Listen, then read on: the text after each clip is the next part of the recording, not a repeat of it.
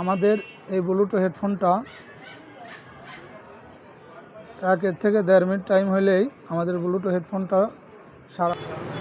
আসসালামু আলাইকুম সুপ্রিয় দর্শক শ্রোতা, আপনাদের মাঝে আজ নিয়ে আসলাম লেনোভো ব্লুটুথ হেডফোনের এক সাইডের তার ছিঁড়ে গেলে কিভাবে এটা মেরামত করতে হয়। দেখুন খেয়াল করে, আমি এক সাইডের তার লাগিয়ে ফেলবো কিভাবে।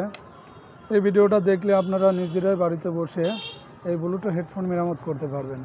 খেয়াল করে দেখুন, হয়তো এই তারগুলো ছেড়ে একমাত্র টান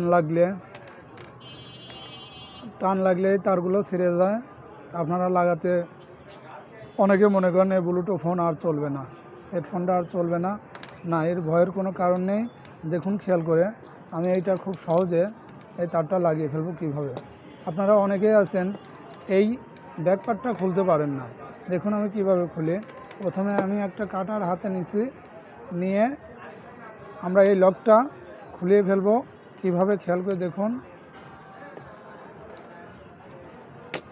খুলে ফেললাম। এইটা খুললেই আমাদের এইটা খুব সহজে খুলে যাবে। এইটা না খুললে আমাদের কখনো এই লকটা খুলবে না। আমি এখন দেখতে পাচ্ছেন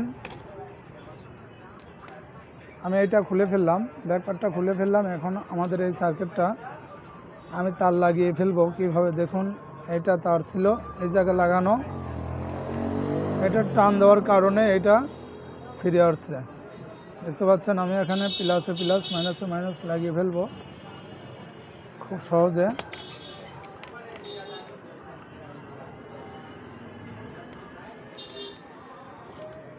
আমাদের এই ব্লুটুথ হেডফোনটা 1 থেকে 1.5 মিনিট টাইম হলেই আমাদের ব্লুটুথ হেডফোনটা সারা হয়ে যাবে। ভয়ের কোনো কারণ নেই।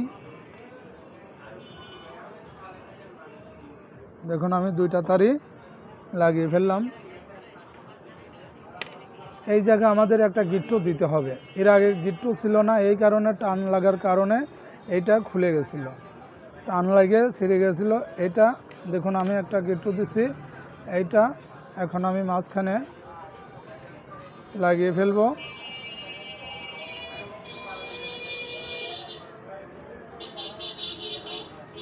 আমি এখন ব্যাকপার্টটা সুন্দরভাবে লাগিয়ে ফেলবো। দেখুন আমাদের এই পাশে মধ্যেটা হচ্ছে অন অফ আর 2 পাশেরটা পাওয়ার। কিভাবে লাগিয়ে ফেলবো খেয়াল করে দেখুন।